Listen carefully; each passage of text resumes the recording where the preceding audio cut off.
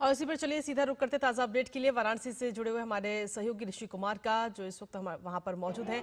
ऋषि, सीधे तौर पर देखिए तो प्रधानमंत्री नरेंद्र मोदी जब कल वहां पर पहुंचे थे तो उनका जोरदार स्वागत वहां के लोगों ने किया। इसके साथ ही आज 4 नई वंदे भारत ट्रेनों की जो सौगात है वो भी देशवासियों को मिलने जा रही है। किस तरीके की तैयारियां हैं इस समय वहां पे, ऋषि? देखिए, जहाँ तक वाराणसी की बात करें तो निश्चित तौर से देश में जब देश के प्रधानमंत्री नरेंद्र मोदी वाराणसी आते हैं तो सिर्फ वाराणसी में ही नहीं बल्कि पूरी देश में इस बात की कौतूहल होता है कि वाराणसी में क्या हो रहा है। और जी। इसका यहाँ पर जीता जागता जो उदाहरण है कि जब जब वो आते हैं तो लोगों में तो एक तो उत्साह देखने को मिलता ही है। जो पूरी की पूरी संरचना है जिसमें कि जो इंफ्रास्ट्रक्चर है और जो विकास की जो तमाम धाराएं हैं वो यहाँ पर बहती हुई दिखाई देती हैं, क्योंकि जिस तरीके से हमने देखा है उनके संसदीय क्षेत्र में जो वाराणसी में जो गति पकड़ी है विकास को लेकर, वो यहाँ पर दिनों दिन आगे बढ़ती हुई दिखाई देती है। तो उसी कड़ी में जो बनारस को पूरे देश से जोड़ने की जो मुहिम है, क्योंकि बनारस देश की एक तरीके से सांस्कृतिक राजधानी कही जाती है और दुनिया के प्राचीनतम शहरों में से एक माना जाता है। इस शहर की एक खूबी है कि यह शहर हर आमो खास को और हर व्यक्ति को और हर एक ऐसे विचारधारा को समाहित करता है जो कि मानवता में विश्वास करता हो। तो यहाँ तमाम विदेशी आते हैं, तमाम देश के अन्य पर्यटक आते हैं। इसी कड़ी में यहाँ से हम देख रहे हैं कि आज प्रधानमंत्री नरेंद्र मोदी वंदे भारत जो ट्रेन है उनका यहाँ से शुभारंभ कर रहे हैं। एक तो जो ट्रेन है वो वाराणसी से खजुराहो के लिए तो है ही, बाकी की 3 ट्रेन जो हैं वो वर्चुअल रूप में वो उसका उद्घाटन करेंगे, जो देश के अलग अलग हिस्सों से, दिल्ली से, बेंगलुरु से और लखनऊ से चलेंगी।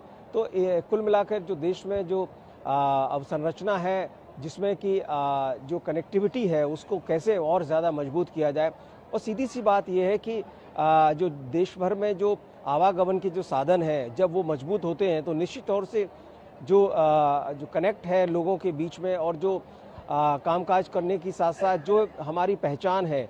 अब जैसे बनारस की बात करें, बनारस से खजुराहो के बीच में इस ट्रेन का बड़ा महत्व है, क्योंकि यह ट्रेन न सिर्फ यहाँ के लोगों को जोड़ती है बल्कि 2 संस्कृतियों को भी जोड़ती है।